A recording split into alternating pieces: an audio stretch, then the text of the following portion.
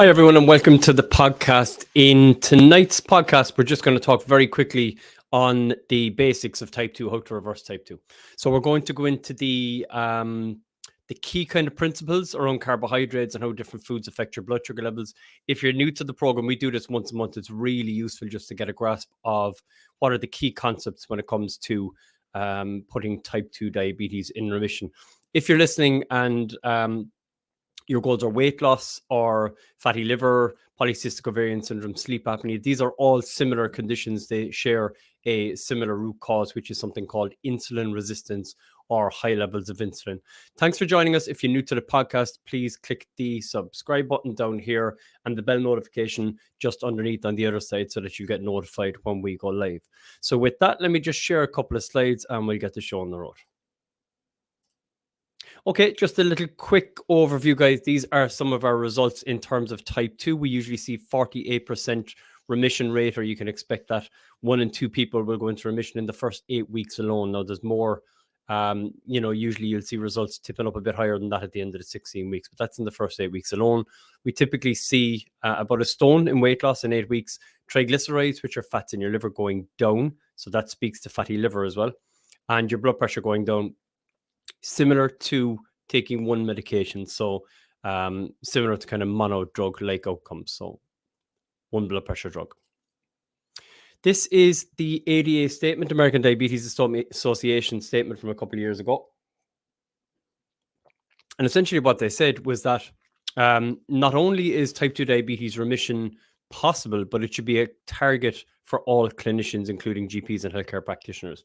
They further went on to elaborate on that statement in the Nutrition Therapy for Adults with Diabetes or Pre-Diabetes Consensus Report the same year to say reducing overall carbs for individuals with diabetes has demonstrated the most evidence for improving glycemia and should be applied in a variety of eating patterns. So basically, it was kind of saying, actually, after all this time saying it doesn't really matter if it's low carb, high carb, low fat, improving your health is the way to go. They have said, hands up, low carb is the most effective way. In fact, it's easily the most effective. It's not even close. That's a real understatement.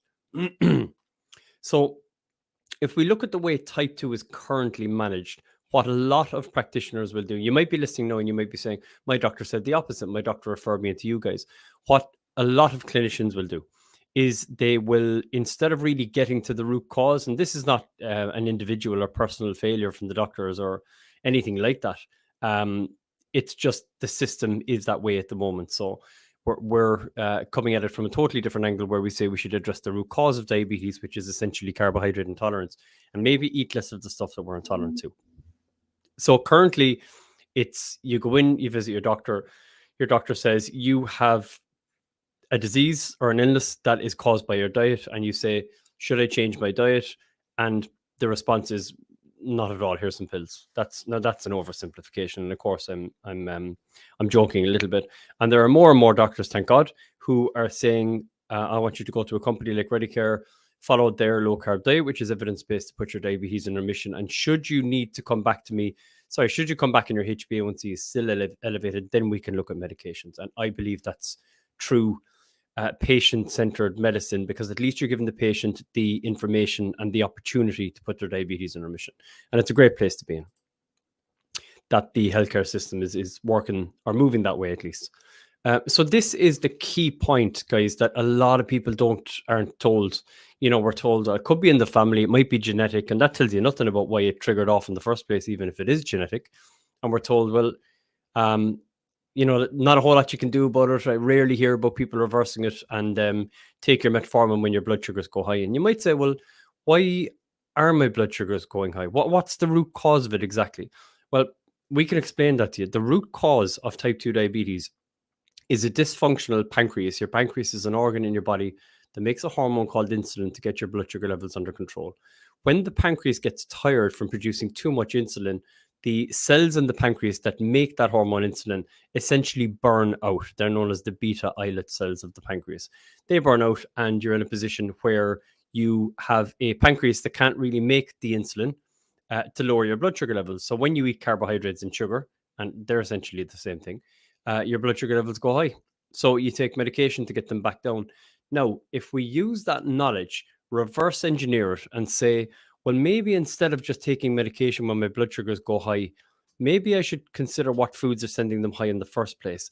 And here is the key. This, I cannot say this with any more passion. I've said it thousands of times over the years.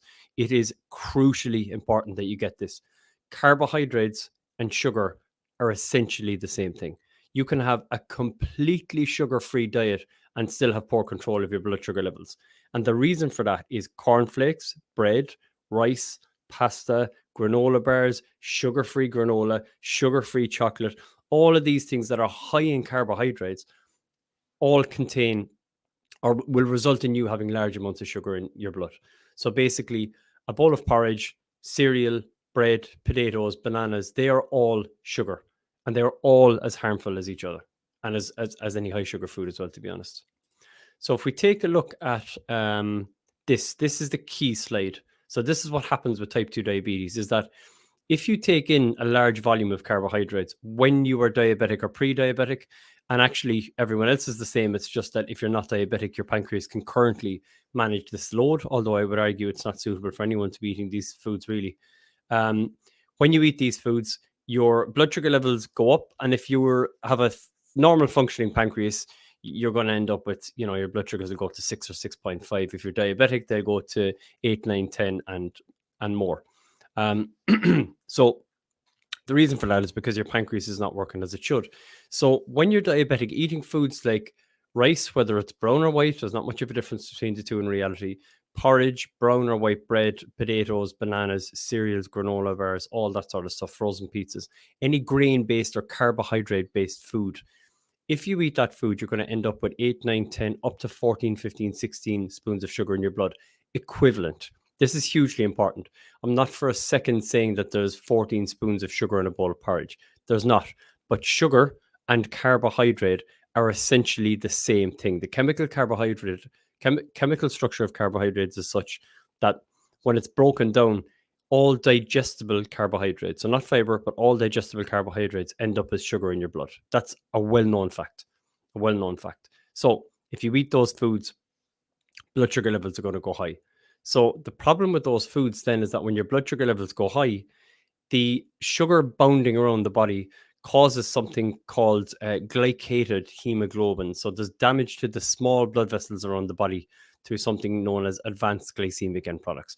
And basically, I say all of that and it sounds all fancy, just to say when you eat carbohydrates and or sugar, it all converts to sugar in your blood. The sugar bounding around the body essentially damages the back of the eye, which we call retinopathy, which can cause you to go blind.